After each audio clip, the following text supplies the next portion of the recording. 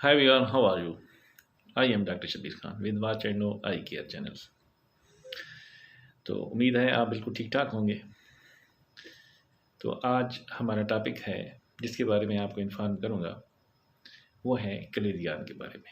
पहले मैंने आपको एक वीडियो में बताया है कि स्टाई क्या होता है, जो आई लिड के ऊपर होती है। तो आज मैं आपको बताऊँगा कि कलेरियान, ये भी उसी तरह की थोड़ा बहुत फ़र्क है उससे, लेकिन आपको पता होना चाहिए कि ये कलेरियान क्या है। ये भी एक दाना नुमा चीज़ होती है, ये उभार होता है।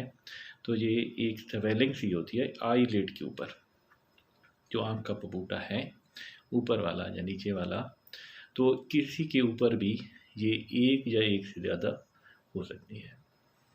तो आई के अंदर बहुत सारे ग्लैंड हैं जो कि आई की लुब्रिकेशन के लिए काम करते हैं। उनकी बहुत सारी डक्ट्स और नालियाँ होती हैं, ठीक है, जो लुब्रिकेशन के लिए जो सिक्रीशन या पानी आयल पैदा करते हैं, जिससे टीयर फिल्म आँख की बनती है। तो उन ग्लैंड्स की डक्ट्स जो हैं वो आई के अंदर या आई लिड पे वो ओपन होती हैं। इस तरह आई की लुब्रिकेशन के लिए वो एक सिक्रीशन पैदा करते हैं, जो पानी आयल होता है वो पैदा करते हैं, जिससे हमारी आईज ईजली जो है मूव कर सकती है। तो उन्हीं डक्ट्स में से बस दफ़ा ये है कि कोई एक डक्ट या वो नाली बंद हो जाती है किसी वजह से। तो पीछे एयर आईलिड के एयर मार्जिन के पीछे थोड़ा सा आईलिड मार्जिन से हट के एक स्वेलिंग हो जाती है, एक दाना सा बन जाता है, एक उभार सा बन जाता है, और बाज़ दफ़ा उसमें रेडनेस भी होती है। और वो ख़ास तौर पे बहुत आई लिड के ऊपर, ठीक है, ऊपर वाली लिड या नीचे वाली लिड, किसी पे भी किसी पे हो सकता है। तो वो बहुत बुरा भी लगता है, उलझन भी होती है और डिस्कम्फर्ट भी होता है। तो ये दाना हो जाता है। ये इन्फेक्शन तो नहीं होती, लेकिन इन्फ्लेमेशन ज़रूर होती है। तो ये इन्फ्लेमेशन होती है और आम तौर पे इसमें कोई पेन वगैरह नहीं होता, लेकिन ये एक उबार सा दाना फील होता है जब भी आप हाथ लगाएं या कोई दूसरा देखे। तो कॉस्मेटिकली ये आईलिड के ऊपर होता है। तो इसको हम कहते हैं कलेरियान। इसका नाम है कलेरियान। जो पहले मैंने आपको पहली वीडियो में बताया था वो स्टाई है, वो लिड मार्जिन के ऊपर होता है और ये लिड मार्जिन से थोड़ा सा हटके होता है। इसकी भी वजूहात उससे थोड़ी कॉमन है, लेकिन ये है कि इसमें ज़्यादा इन्फेक्शन नहीं होती, लेकिन इन्फेक्शन हो भी सकती है, लेकिन रेयर केसेस में होती है। सबसे ज़्यादा इसमें मरीज़ ये परेशान होता है कि ये दाना क्यों है, और खुदा न खास्ता कभी ये पेचीदगी कोई पैदा ना कर दे या बाद में बढ़ ना जाए या कोई ख़तरनाक बीमारी ना बन जाए। तो इस वजह से मरीज़ आम तौर पे परेशान हो जाता है और वो चाहता है कि ये नहीं होना चाहिए, ये होना भी नहीं चाहिए, क्योंकि इससे ये होता है कि डिस्कम्फर्ट होता है और आँख से पानी भी आता है, वाटरिंग भी बार बार होती है, और आँखों के ब्लिंक करने में भी बार दफ़ा दुश्वारी होती है, और टीयर फिल्म भी डिस्टर्ब होती है। और ख़ास तौर पे वो लोग भी ज़्यादा डिस्टर्ब होते हैं जो कॉन्टैक्ट लेंस यूज़ करते हैं या करना चाहते हैं। तो उनको भी कलेरियान जब होता है तो उनको परेशानी होती है, और उनको कलेरियान की सूरत में कॉन्टैक्ट लेंस हम रिकमेंड करते हैं कि यूज़ नहीं करने चाहिए जब तक ये ठीक ना हो जाए। तो भी और इसकी वजूहात भी मैं आपको बताता हूँ, क्योंकि इसकी वजूहात में सबसे पहले मैंने आपको बताया कि आईलिड के अंदर जो ग्लैंड हैं उनकी बारीक नालियाँ होती हैं, डक्ट्स होती हैं, उनमें से कोई ब्लॉक हो जाती है। तो उसका जो सिक्रीशन है वो जमा हो जाता है।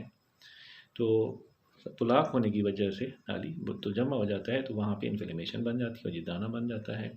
तो आईलिड मार्जिन से थोड़ा हट के, तो इसको हम कलेरियान कहते हैं। ये नर्म सा होता है हाथ लगाने से या प्रेस करने से। एक तो ये है।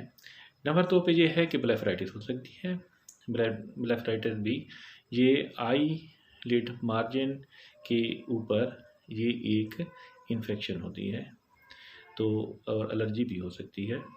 तो ये ब्लेफराइटिस है। और सिबोरिया भी होता है इसकी वजह से, खुश्की होती है आईलिड में, आईलिड मार्जिन पे, तो उसकी वजह से भी ये क्लेरियान बन सकता है। इसके अलावा जिन लोगों को शुगर होती है उनमें भी प्रॉब्लम हो सकता है, या जिन लोगों की आईज में ड्राइनेस होती है तो उनमें भी ज़ीरा से जिसको कहते हैं उसकी वजह से भी ये हो सकता है। और उन लोगों में भी जो लोग आई की हाइजीन का ज़्यादा ख्याल नहीं रखते, आई को ज़्यादा साफ नहीं रखते, उनमें भी ये प्रॉब्लम हो सकता है। और जिन लोगों का कोलेस्ट्रॉल का मसला हो उसका भी और ये एक प्रॉब्लम हो सकता है उसकी वजह से भी।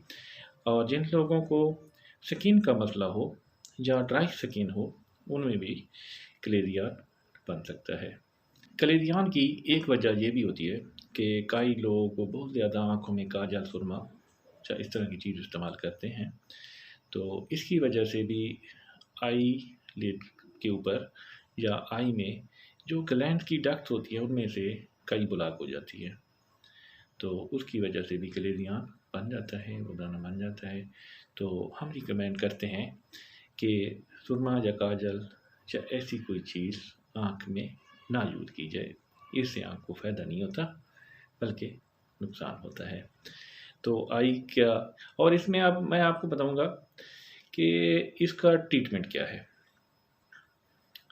तो इसका ट्रीटमेंट सबसे पहले ये है कि हार्ट कंप्रेसर या वार्म कंप्रेसर, जिस तरह हमने इस टाइम में बताया था कि गर्म पानी करके उसमें साफ़ कपड़ा डुबो के इसको दिन में 4-5 दफ़ा टकोर किया जाए, और ये तकरीबन 10 डेज तक या 2 वीक तक करके देखा जाए, ताकि ये प्रेस हो जाए और ये अंदर की तरफ से अगर ये आईलिड की इनर साइड पे अगर इसकी लीकेज हो जाए तो आप समझ जाएं कि ये आप ठीक हो जाएगा। तो ये हार्ट कंप्रेसर है, इसको हम जो टकोर कहते हैं इससे भी ठीक हो जाता है। कुछ लोग जो है वो कोई स्पून वगैरह, चम्मच वगैरह गर्म करके और जब टकोर के लायक हो जाता है तो उससे भी इसको टकोर करते हैं तो ठीक हो जाता है। कोई फिंगर वगैरह भी जो है वो उसको मसल के तेली पे वो थोड़ी गर्म हो जाती है तो उससे भी टकोर करते हैं। तो ये भी एक ट्रीटमेंट फर्स्ट ऑफ ऑल है। नंबर 2 पे यह है कि हम इसके साथ मेडिसिन भी देते हैं, एंटीबायोटिक मेडिसिन भी देते हैं। तो उससे भी हम कोशिश करते हैं कि अगर इन्फेक्शन वगैरह है या ठीक हो सके तो वो भी हम ट्राई करते हैं कि इससे ठीक हो जाए। और साथ साथ हार्ट कंप्रेसर भी बताते हैं जो कि 4 से 5 दफ़ा दिन में करने चाहिए और 3 से 5 मिनट तक ये करना चाहिए, तो ये इफ़ेक्टिव होता है। अगर इसके बावजूद भी ये ठीक ना हो तो लास्ट में हम बताते हैं कि ये सर्जिकली ये ठीक हो सकती है। ये इंसिजन दिया जाता है, इंसिजन के साथ क्लेरियान को साफ़ किया जाता है, उसके अंदर जो भी मवाद होता है वो निकाल दिया जाता है और मेडिसिन दी जाती हैं, एंटीबायोटिक और आँख के अंदर डालने वाले ड्रॉप और ऑइंटमेंट, तो इसके साथ ये बिल्कुल ठीक हो जाता है। ये क्लेरियान एक से ज़्यादा भी हो सकते हैं, ये मल्टीपल भी हो सकते हैं, एक आँख और दोनों आँख में, लेकिन ये नहीं है कि एक आँख से दूसरी आँख को ये ट्रांसफ़र होता है, ऐसी कोई बात नहीं है। कोई ऐसी ये वबाई बीमारी या ऐसी फैलने वाली बीमारी नहीं है, लेकिन इसमें केयर बहुत बरतनी चाहिए। तो ये ट्रीटमेंट से बिल्कुल ठीक हो जाता है, इसमें कोई परेशानी वाली बात नहीं है। काफ़ी लोग बहुत परेशान हो जाते हैं कि पता नहीं ये कौन सी बीमारी है, तो इंशाल्लाह ये जब भी इसका प्रॉपर ट्रीटमेंट करेंगे, आँखों को साफ़ रखेंगे, हाइजीन का ख्याल रखेंगे, तो ये बिल्कुल होगी नहीं। अगर होगी तो ये जिस तरह मैंने आपको बताया है इस तरह के प्रोसीजर और ट्रीटमेंट से ये बिल्कुल ठीक हो जाएगी और आपको कोई परेशानी नहीं होगी। उम्मीद है आपको वीडियो अच्छी लगी होगी। अगर ये वीडियो आपको अच्छी लगी है तो मेरा चैनल आप ज़रूर सब्सक्राइब कीजिए ताकि आपको नेक्स्ट वीडियो इन टाइम मिलती रहे।